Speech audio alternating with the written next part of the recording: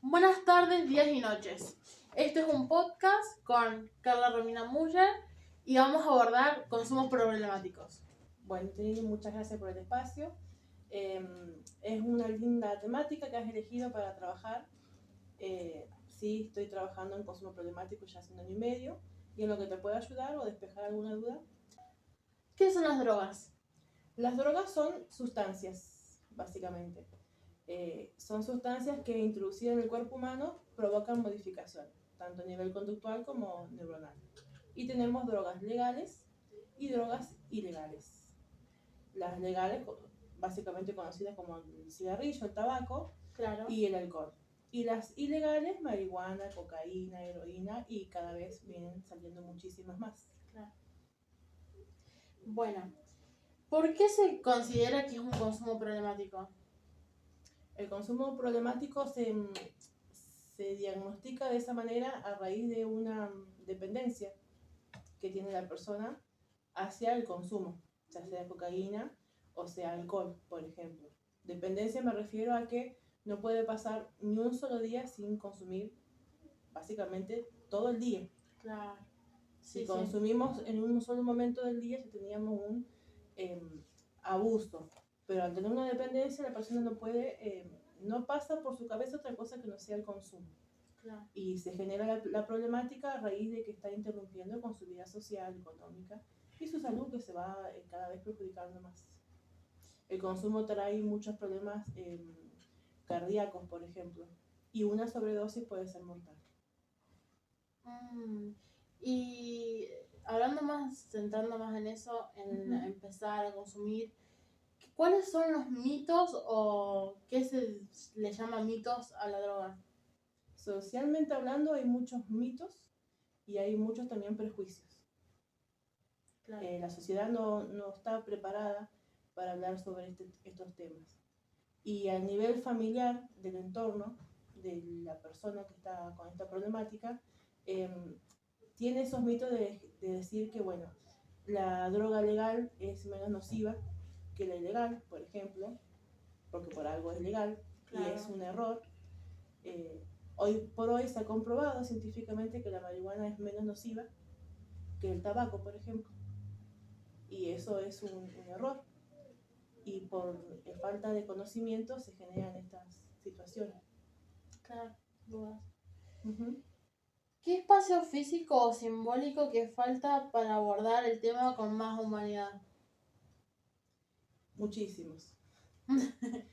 Según lo que yo voy viviendo día a día en mi trabajo, muchísimo.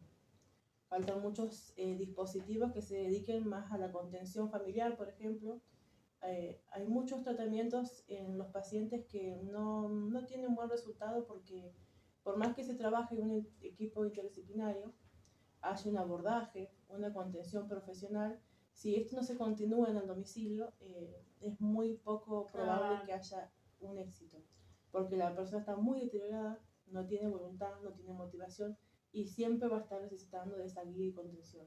Por eso haría falta una inversión en ese sentido para tener más apoyo a nivel familiar, talleres, por ejemplo, agrupar, porque a veces en reuniones entre familias, diferentes familias que se puedan juntar, se pueden ir nutriendo y ayudando entre ellas, conteniendo entre ellas.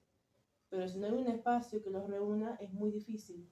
Y para el paciente, espacios de recreación, como centros de día. Pero claro, es como curar algo y después volver a lo más de lo mismo, ¿o no? Y sí, básicamente sí. Cuando logra una estabilidad dentro de una rehabilitación, la persona, sí, cuando tiene el alta o la finalización, como le decimos nosotros, va a su domicilio, continúa el tratamiento, porque esto hay que tener bien claro desde entrada que no es una cura, se hace una rehabilitación, se le enseña a la persona a poder continuar con su vida, pero a la vez teniendo un tratamiento, ¿se entiende? Entonces, al volver al ambulatorio, desde su domicilio, tiene que adquirir hábitos y tener una adherencia al tratamiento de psicofármacos. Y ahí, si no hay una contención familiar, es muy, muy difícil. Por eso, para mi modo de ver, es necesario esos espacios. Y también tiene que haber un cambio de mentalidad, supongo. Y el cambio de mentalidad, más que nada yo le diría conciencia de la enfermedad. Tiene que haber un registro de la persona, porque hay que partir de una base de que si la persona no tiene el registro, no reconoce la problemática como en sí, no haga lo que se haga, no va a tener buen fruto. Claro. Y a la mano de esto, ¿cómo el consumidor se da cuenta que estás haciendo un mal a él? No sé si entendí la pregunta. Sí, ¿cómo puede llegar a tener un registro? Claro.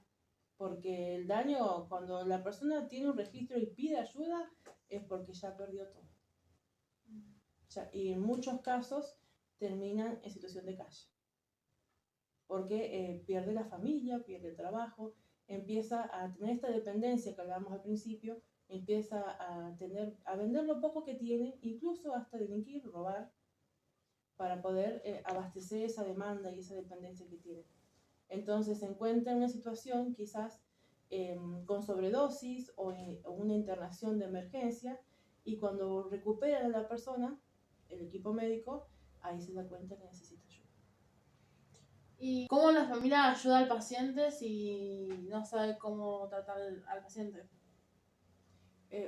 La familia, partiendo del lazo, el vínculo que tenga con el paciente, por ejemplo, madre e hijo, siempre va a estar. Pero si no hay una contención para esta familia se va a desbordar. Entonces, por eso la familia siempre va a estar y siempre va a apoyar. Pero la familia tiene una visión errada que piensa que tiene cura. Y esto es algo crónico, que no se cura, similar a una diabetes, por ejemplo.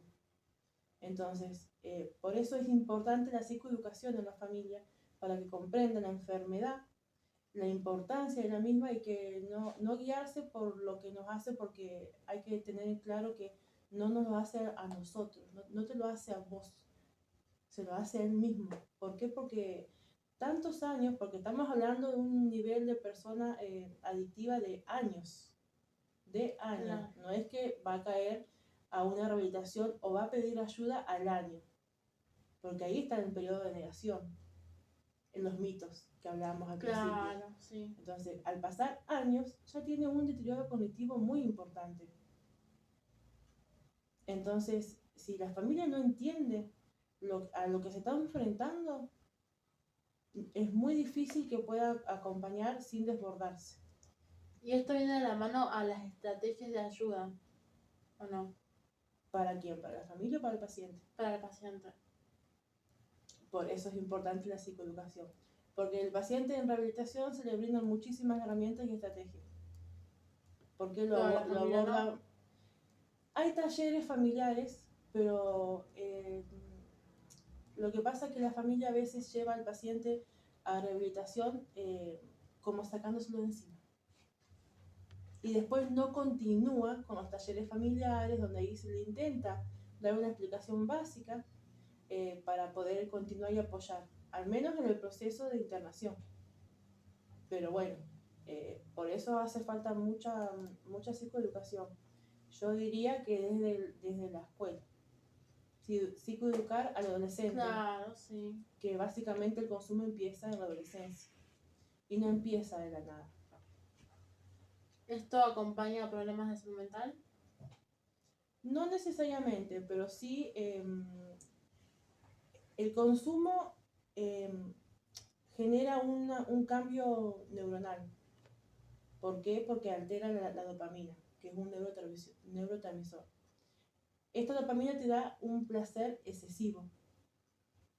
Entonces, por eso empieza con el uso, con el abuso, y cada vez quiere sentir más esa satisfacción, ese placer. ¿Por qué? Porque está tapando una dolencia, un sufrimiento, un trauma, una pérdida, que lo atraviesa de una manera tal que no es lo más saludable, porque no tiene contención. Podemos atravesar diferentes traumas en la vida con apoyo, por ejemplo, psicológico, y no caemos, en la mayoría de los casos, en una adicción.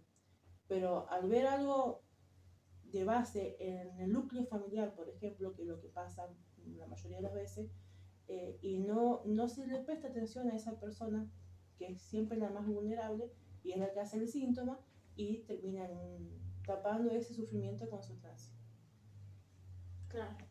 Y tantos años de consumo, se le olvida a la persona quizás que puede tener ese mismo placer de forma natural. Se le olvida disfrutar y divertirse de forma natural. Te agradecemos mucho por haber estado y haber contestado todas las preguntas. Esto No, por sería favor. todo.